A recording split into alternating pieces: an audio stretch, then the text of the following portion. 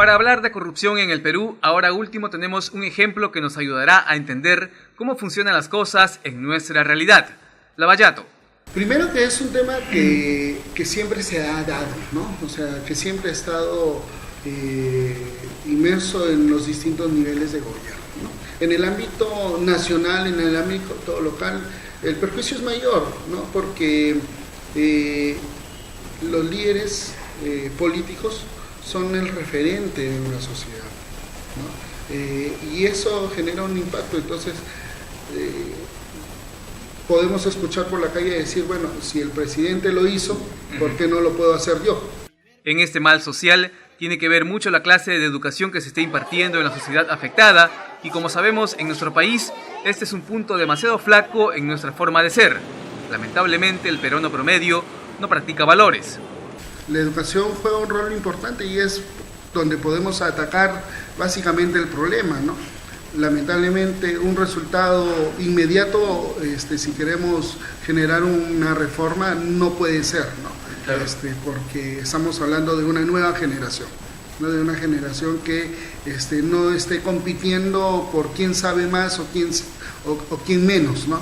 Sino deberíamos más bien promover por cómo generamos valores como la solidaridad, como el compañerismo, como el respeto, como la honradez. ¿Cuáles pueden ser las soluciones a corto plazo? Una de ellas, según refiere el decano de sociólogos, es fortalecer el sistema de derecho. Lo que necesitamos también es fortalecer nuestro sistema de derecho, ¿no? Leyes que no solamente sean nuevas, sino que sean efectivas, que se cumplan, ¿no? Y eso también pasa por un proceso de reforma dentro del Poder Judicial, ¿no?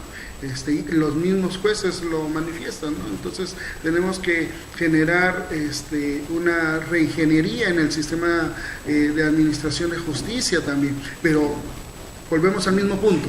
La educación en las universidades, ¿no? O sea, la educación en las universidades están básicamente dotadas a conocer las leyes y cómo aplicarlas, ¿no? Pero dejando de lado los principios éticos que han regido para la sociedad. ¿Y qué pasa con las denuncias de los ciudadanos que se hartan de tanto arreglo bajo la mesa en sus comunidades? Los pocos ciudadanos conscientes, ¿no?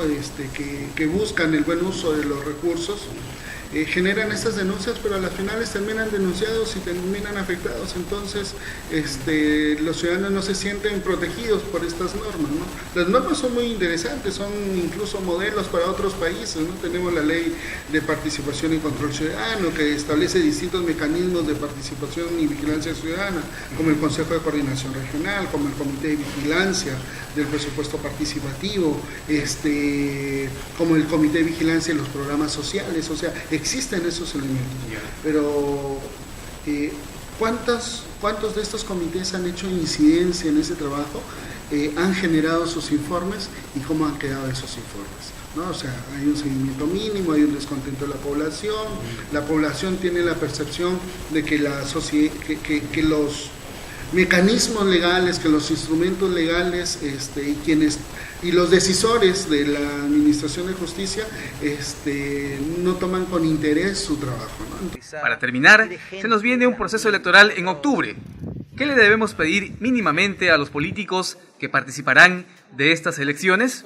Y la sociedad civil y la población tiene que saber elegir entre lo moralmente correcto y lo técnicamente eficiente, ¿no? O sea, son dos combinaciones difíciles de encontrar en un candidato o en un partido político. Entonces hay que saber ver las formas de cómo elegir.